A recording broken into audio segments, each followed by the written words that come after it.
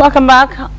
Still on the news at 3 and in financial stories, the presidential candidate of the Social Democratic Party, Ndic, has berated the alleged misappropriation of funds rocking the Nigerian National Petroleum Corporation, NNPC, and the unaccounted monies spent on the ailing refineries in the country, which are yet to perform at optimal levels.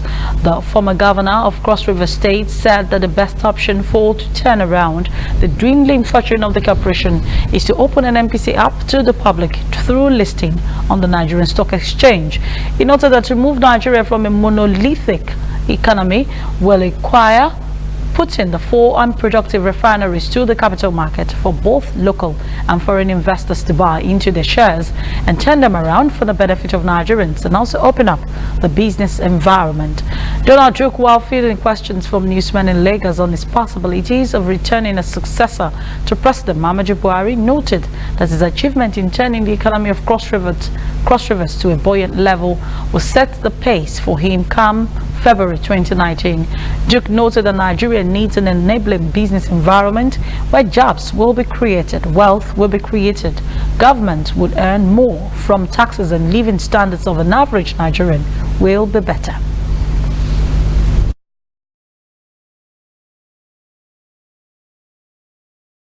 Foreign investments, and this is where we make the mistake all the time. Only fools thread where angels dare. If Nigerians are not investing in their own economy, don't expect foreigners to come and fill the gap for you. Foreigners ride on the back of Nigerians to invest, because if they see that Nigerians are doing well, they're encouraged. Why aren't Nigerians investing in their economy? Access and affordability of capital.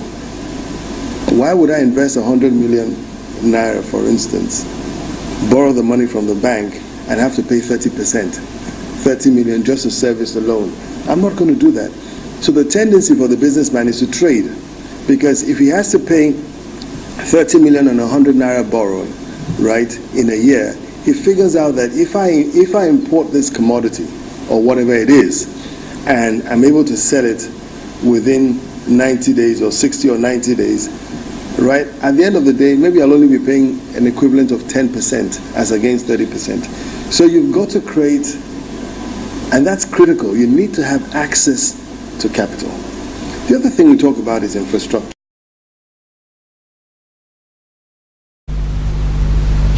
The Central Bank of Nigeria Monetary Policy Committee has again retained the monetary policy rate at 14% alongside all other policy parameters.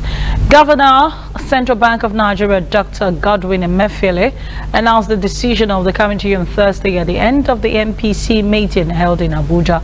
In the area of inflation, Emefiele, however, disclosed the Central Bank of Nigeria introduced both promo and administrative measures to keep the market tight, ensuring that liquidity in the market is optimal to run the economy as it raises from 18.72% in 2017 to 11.2% as of today.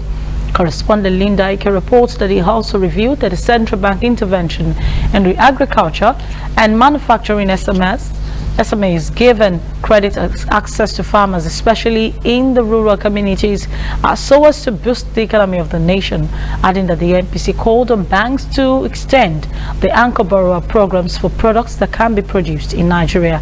While addressing the issue of laundering, the CBN governor urged banks to avoid money laundering in the upcoming 2019 general elections, stressing that any bank caught in the action will be penalized. The Senate Committee on Banking, Insurance and Other Financial Institutions has expressed a strong commitment for the accelerated amendment of the Nigerian Deposit Insurance Corporation (NDIC) Act 2006 to eliminate the gaps that have hindered the full realization of the public policy objectives of the implementation of Deposit Insurance System (DIS) in Nigeria.